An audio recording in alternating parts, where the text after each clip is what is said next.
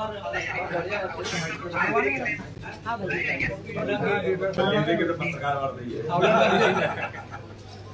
हमारे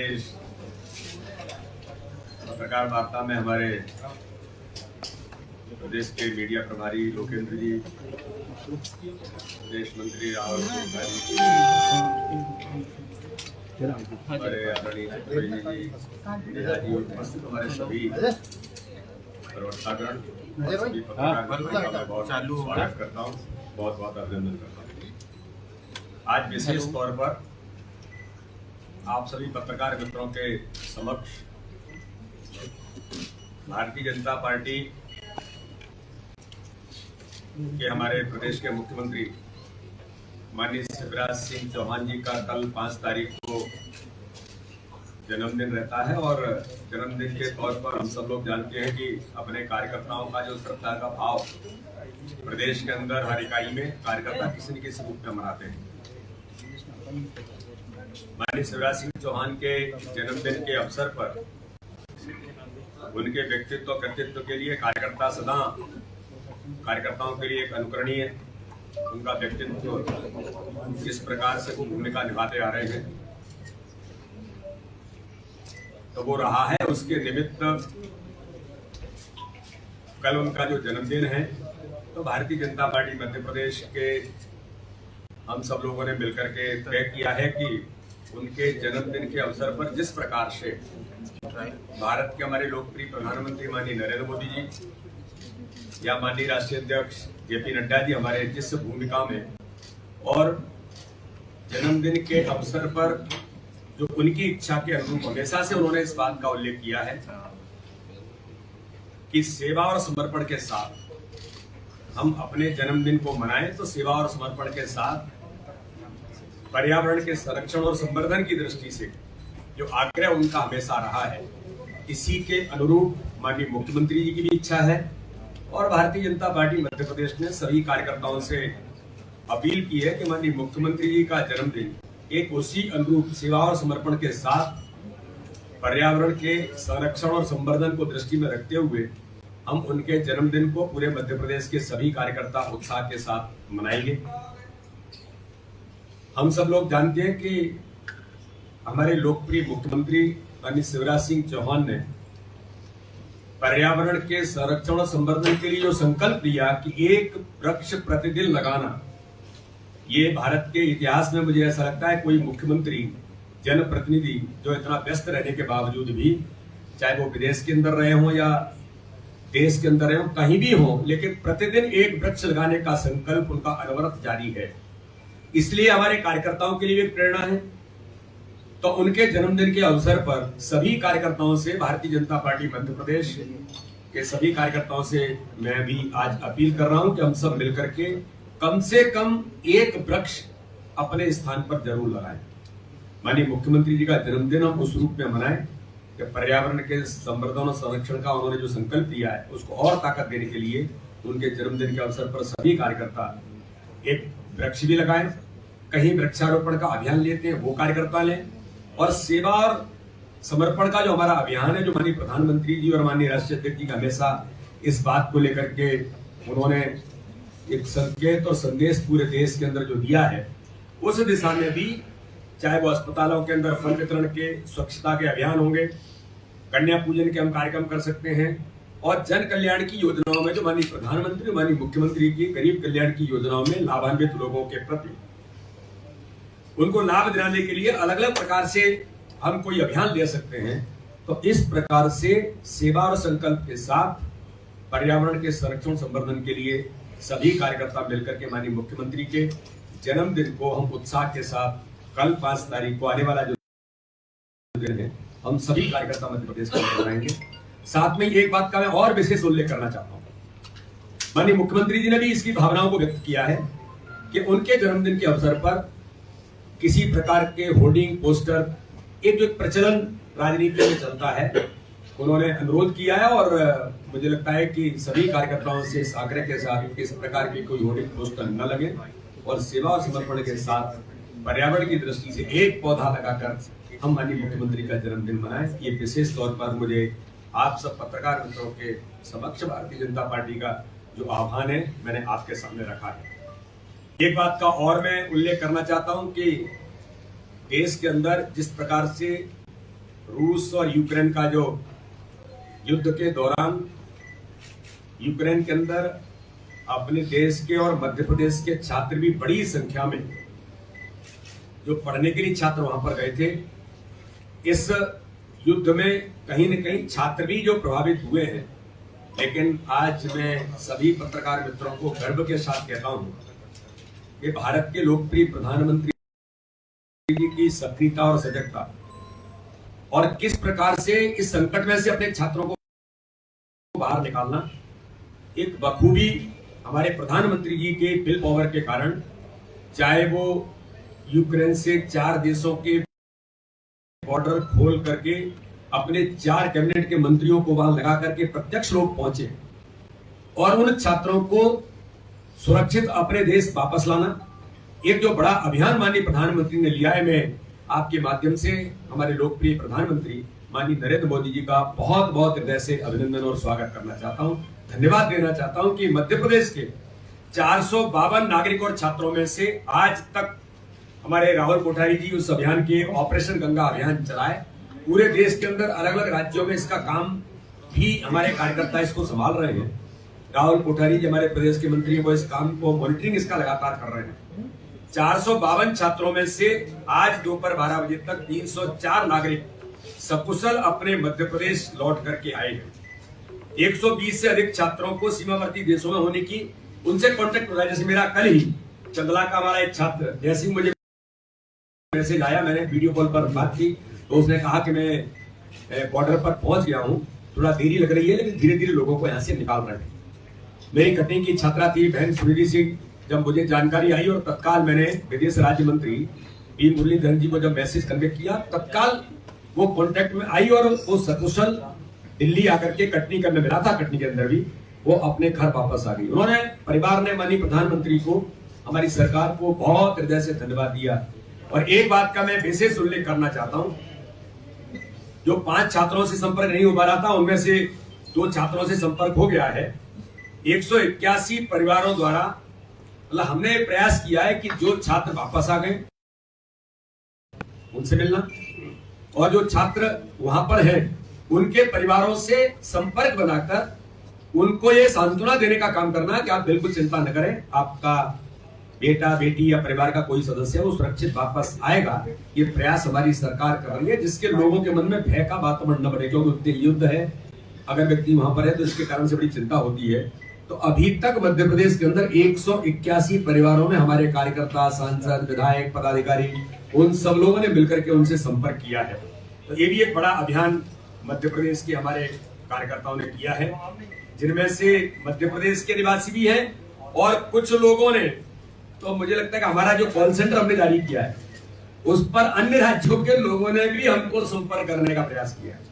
जब हमने मीडिया के अंदर वो सारे नंबर्स को जारी किया तो इस दिशा में भी एक बेहतर काम हमारे सभी पार्टी के कार्यकर्ताओं ने मिलकर के किया है। माननीय मुख्यमंत्री जी ने दिल्ली आने के बाद जो मध्य प्रदेश के छात्र हैं उनकी टिकट बुक कराना, उनके वहां दिल्ली में रहने की व्यवस्था कराना, हम लोग भी उस काम में लगे और माननीय मुख्यमंत्री जी ने गंभीरता के साथ इस दौरान उन सभी छात्रों की चिंता कैसे होगी, जैसे माननीय प्रधानमंत्री वहां पर कर रहे हैं, अपने दिल्ली आने के बाद मध्य प्रदेश के हमारे माननीय मुख्यमंत्री जी ने भी उन सभी छात्रों की और नागरिकों की चिंता करने का काम किया है। तो ये भी एक हमारा विशेष अभियान, जिसमें हमारे विदेश राज्य मंत्री आदरणीय पी मुरलीधरन जी, हमारे राष्ट्रीय महामंत्री आदरणीय विनोद तावड़े जी, वो भी लगातार इस काम में लगे हैं, इसलिए मैं उनका भी हृदय से धन्यवाद देता हूं। तो इस प्रकार से ऑपरेशन गंगा का अभियान भी मध्य प्रदेश के छात्रों को, नागरिकों को सुरक्षित वापस लाने में भी भारतीय जनता पार्टी के कार्यकर्ता भी सरकार के साथ अपनी भूमिका निभाने का काम कर रहे हैं। भारतीय जनता पार्टी का हमारा अभियान चल रहा है, आप सबको पता है, क्योंकि अगर मैं नहीं बोलूंगा तो आप उसके बारे में भी चर्चा करेंगे कि जिस प्रकार से हमारा बूथ विस्तारक अभियान चला था और बड़ा सफलतापूर्वक संपन्न हुआ, उसी प्रकार से मध्य प्रदेश के अंदर हमारे सभी कार्यकर्ता समर्पण निधि का हमारा जो अभियान है, उस अभियान में जो हमारा लक्ष्य है कि अधिकतम लोगों तक पहुंचना, मुझे इस बात के लिए आपको बताने में बड़ा हर्ष भी है। कार्यकर्ताओं को मैं आपके माध्यम से धन्यवाद देता हूं कि इस अभियान में भी कार्यकर्ता बूथ बूथ पर जाकर समर्पण के अभियान में जुटे हैं। और इसमें भी भारतीय जनता पार्टी, जो हमारा टारगेट है कि अलग अलग ज्यादा से ज्यादा लोगों तक, कार्यकर्ताओं को बूथों तक पहुंचना, अपने सहयोगी सिंपैथाइजर्स के साथ मिलकर के उनसे समर्पण लेना और अलग अलग सेगमेंट के लोगों के साथ संपर्क बनाना, इस माध्यम से तो ये भी एक बड़ा अभियान हमारे भारतीय जनता पार्टी के सभी मध्य प्रदेश के कार्यकर्ता इस ताकत के साथ लगे। 15 तारीख तक इस अभियान को पूरा करेंगे। तो इसलिए इस दिशा में भी मैं आप सब लोगों को आज की इस पत्रकार वार्ता में इतना ही कहकर के मैं बात को समाप्त करता हूँ। बहुत बहुत धन्यवाद। लक्ष्य हमारा है अधिकतम लोगों तक पहुंचना। बूथ पर हम 100 रुपए का समर्पण, हमारा प्रयास है कि बूथ समिति के कार्यकर्ताओं तक पहुंचे। हमारा प्रयास है कि भारतीय जनता पार्टी के सामान्य से सामान्य कार्यकर्ता, अभी मुकेश जी मुझे बता रहे थे, मुकेश चौधरी जी हमारे उपाध्यक्ष हैं, सागर संभाग के प्रभारी है, सामान्य कार्यकर्ता भी जो एटमॉस्फेयर ऐसा बना है कि उसको लग रहा है कि हमको भी समर्पण करना है। अगर कोई नहीं गया है लेने के लिए तो वो आकर के कॉन्टेक्ट भी कर रहा है कि भैया मेरे पास तो कोई पहुंचा नहीं है। तो इस प्रकार से सामान्य कार्यकर्ताओं से समर्पण, और हमारे जो सिंपैथाइजर है, जो भारतीय जनता पार्टी का सहयोग करते आए हैं या आज नए सहयोगी बन सकते हैं, इसलिए मैंने एक शब्द का उपयोग किया, डिफरेंट सेगमेंट के लोगों के पास जाना और उनसे समर्पण की अपील करना। तो ऐसे भी अलग अलग प्रकार के समाज के लोग या कोई संपर्क का हमारा अभियान है। मैंने कहा ना कि समर्पण में संपर्क भी हमारा होता है, तो ये भी एक प्रयास है। तो मूल टारगेट हमारा ये है अधिकतम लोगों तक पहुंचना और उनसे समर्पण के अभियान में अपने साथ जोड़ना। मैंने कहा ना, राशि का कोई लक्ष्य नहीं है।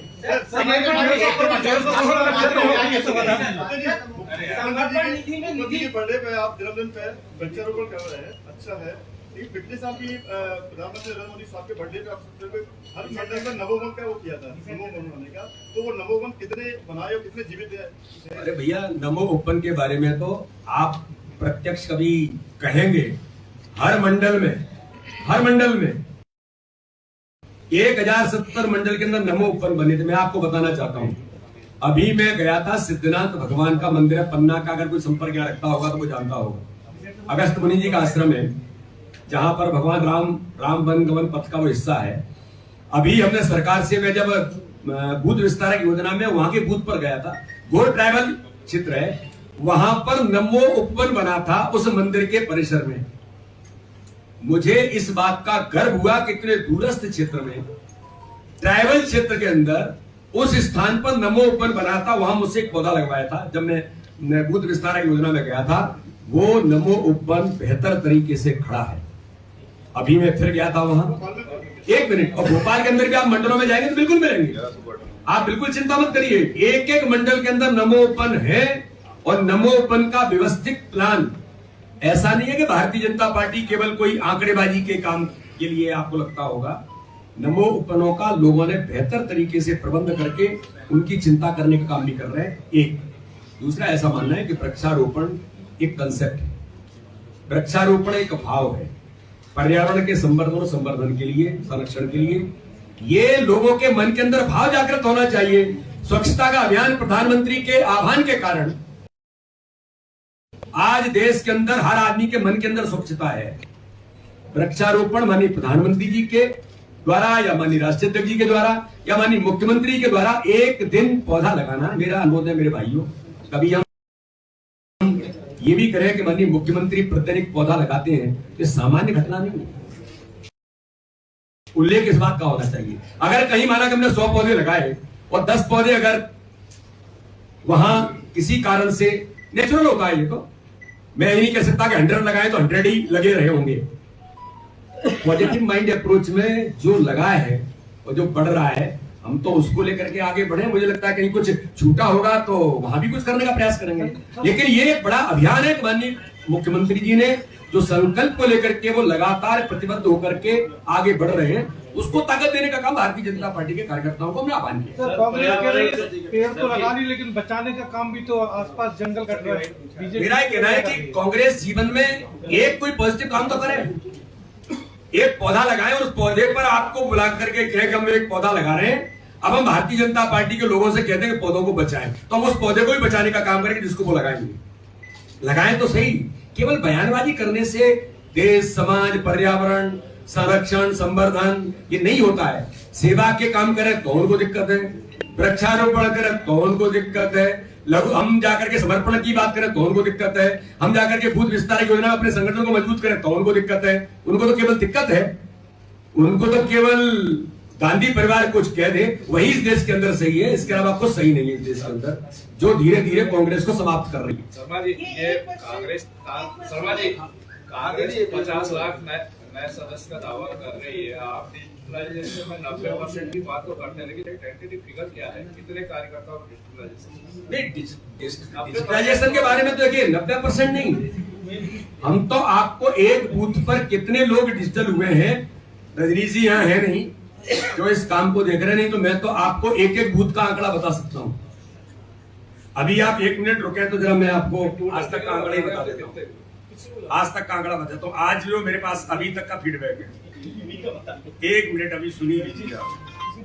मेरे पास पर डे का रिकॉर्ड आता है,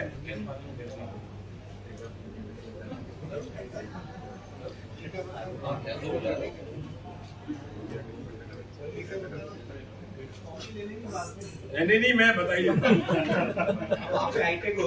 नहीं हाईटेक बिल्कुल हाईटेक, इसमें कोई दो राय नहीं, हाईटेक हो ही गया।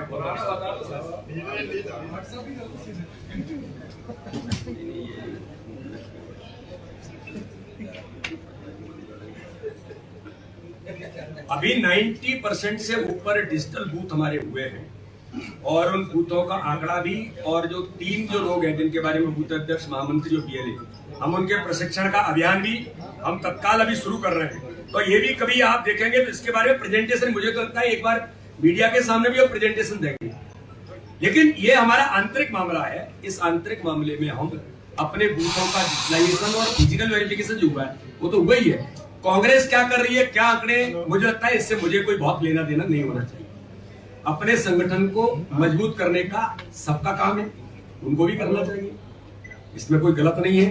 और न मैं कभी उन पर क्वेश्चन खड़ा करूंगा वो क्या आंकड़े देते हैं, मुझे लगता है इसकी कहने की मुझे जरूरत इसलिए नहीं है। हम अपनी आत्म शिक्षा खुद करते हैं, हमने कहा ना जहां कमजोर हैं वहां हम काम करेंगे। अगर हमारे 4000 बूथ बच रहे हैं तो उन बूथों पर काम करना हमारा काम है। उन बूथों को सक्षम कैसे बनाएंगे, क्या कारण है कि उन बूथों पर हम नहीं पहुंचे हैं, क्या कारण है कि उन बूथों को हम वंचित रह गए हैं, तो उस पर भी काम करेंगे। हम तो इस करेक्टिव मीजर वाले आदमी हैं, हम किसी को लेकर के आरोप प्रत्यारोप करना केवल इतने से राजनीति नहीं होती, हम तो अपना काम कर रहे हैं। और मैंने कहा कि हम अपनी पॉजिटिव एटीट्यूड पर काम करने वाले संगठन हैं, इसलिए हमें इसकी जरूरत नहीं है वो 50 लाख करें, 10 करोड़ करें, अच्छी बात है। जितने नागरिक नहीं है उनसे ज्यादा करें तो भी हमें कोई दिक्कत नहीं है। गाड़ी में बैठ करने के लिए हवाई जहाज में उड़ करके करें, हमें क्या दिक्कत है इससे। अब ये जनता जानती है कि सदस्यता हवाई जहाज में ऊपर बैठ के होती है, गाड़ी में बैठ करके होती है, या जमीन पर उतर के होती है, कि जो मैं सिद्धनाथ का मंदिर कहा जो गोल्ड ट्राइबल बूथ है जहां जाकर के हम जाते हैं तो वहां होती है, या कांग्रेस कार्यालय में बैठ करके होती है। अब इसके बारे में मुझे लगता है कुछ नहीं कहना चाहिए। यहाँ 120 स्टूडेंट बाकी रह गए हैं, वो भी वापस आ जाएंगे, 300 वापस आ गए। अब प्रॉब्लम ये है कि वहाँ जो बॉम्बार्डमेंट जैसे हो रहा है, जैसे सिचुएशन है, ये स्टूडेंट्स तो वापस नहीं जा पाएंगे। इट इज वेरी डाउटफुल कि वो वापस जा पाएंगे। तो इनका फ्यूचर का क्या होगा, मैं इसीलिए पूछ रही हूँ। नहीं, इनके बारे में मैंने कहा ना, इनके बारे में माननीय प्रधानमंत्री जी लगातार रूस के साथ भी कनेक्शन है, यूक्रेन के अंदर भी जहां जो बात होनी चाहिए वो हो रहा है, जिन देशों ने सीमाएं खोली उनके साथ हो रहा है। मैं उनकी नहीं बोल रही, मैं बोल रही इनका एजुकेशन जो है। हाँ, इसके बारे में बिल्कुल आपने ठीक प्रश्न खड़ा किया। कल मैं उस बेटी से मिला था तो उसने भी ये कहा कि सर अगर अब हम अपने देश के अंदर कोई व्यवस्था बने तो हमारे लिए अच्छा है। अब ये पॉलिसी मैटर केंद्र सरकार का, इन बच्चों को जो वहां पर पढ़ने गए थे, अब उनके बारे में क्या किया जा सकता है, इस पर मुझे लगता है गंभीरता से सरकार विचार करे। यहाँ पे मेडिकल कॉलेजेस तो करोड़ों रुपए डोनेशन मांगेंगे। नहीं, इसके बारे में मैंने कहा ना, इसके बारे में भी चर्चा इस पर शुरू हुई है, क्या किया जा सकता है। जब ऐसा होगा तो मुझे लगता है कि व्यवस्थित प्लान के साथ जो पॉलिसी मैटर है उसको डिसाइड करके जरूर इनके बारे में सरकार चिंता कर रही है। संकेत भी इस बात के मिले हैं। इसी से जुड़ा सवाल ये विधायक और पूर्व एक मिनट पेंशन और इसी से जुड़ा हुआ है कि एक मिनट से जुड़ा हुआ सवाल हो जाता है। ऑपरेशन के लिए आपने बताया पूरे देश के बच्चे परेशान हैं, क्या आप प्राइम मिनिस्टर को चिट्ठी लिखेंगे कि इन बच्चों की एजुकेशन भारत में ही हो जाए आगे की? देखिए, मेरा ऐसा मानना है कि केंद्र सरकार जो बच्चे भारत के अंदर वापस आए हैं, यूक्रेन की जिस प्रकार की परिस्थितियां बनी हैं, हमारी सरकार ने संकेत दिया और इसके बारे में गंभीरता से चिंतन और मंथन करके सरकार ही इस काम को करेगी और इस पर जो संभव हो सकता है सरकार इस पर गंभीरता से विचार कर रही है। आपके विधायक और पूर्व विधायक जो भी है वो वेतन और पेंशन और सुविधाएं बढ़ाने की मांग कर रहे हैं, तो उस पर पार्टी का क्या रुख है? नहीं, देखिए, पार्टी का इसमें मेरा ऐसा मानना है कि कोई भी ऐसे वर्ग जिनको लगता है कि हमको कुछ सुविधाएं मिलनी चाहिए तो उनका अधिकार है, वो अपना अधिकार, उन्होंने अपनी बात को कहा है और लोकतंत्र में सबको अपनी बात कहने का अधिकार है, मुझे भी अपनी बात कहने का अधिकार है, तो उन्होंने अपनी बात को कहा है। इस पर सरकार, ये भी एक पॉलिसी मैटर है कि हमारी सरकार राज्य के अंदर उन्होंने जो मांग की है वो भी एक जिम्मेदार जनप्रतिनिधि हैं, रहे हैं, जनता की सेवा उन्होंने की है, उन्होंने अगर कोई बात कही है तो सरकार गंभीरता से इस पर विचार करेगी। सर की बात करते हैं आप लोग और सीहोर में प्रदीप मिश्रा का अपमान हुआ है, आप क्या कहेंगे? ये जहां तक मुझे जानकारी है, वैसे मैंने बहुत जानकारी ली नहीं है, लेकिन प्रदीप मिश्रा जी का बयान जो आया है, उन्होंने जो कहा है, आदरणीय अंकुर जी, उसको आप देख लेंगे तो बहुत सारी बातें आपकी एकदम साफ हो जाएंगी। अरे वो मैनेज हुआ, क्या हुआ, ये सब ये प्रदीप मिश्रा जी ने कहा कि ऐसा कुछ नहीं है, सामान्य चीज होती है, प्रशासन की व्यवस्था के अनुरूप जो होता है उसमें लोग करते हैं। तो प्रशासन ने जो भी बात की होगी, न कथा बंद हुई न सारी चीजें हुई, प्रदीप मिश्रा जी का ही बयान मीडिया के सामने है। रोने का उनका वीडियो सामने आया है। चलिए, बहुत बहुत धन्यवाद।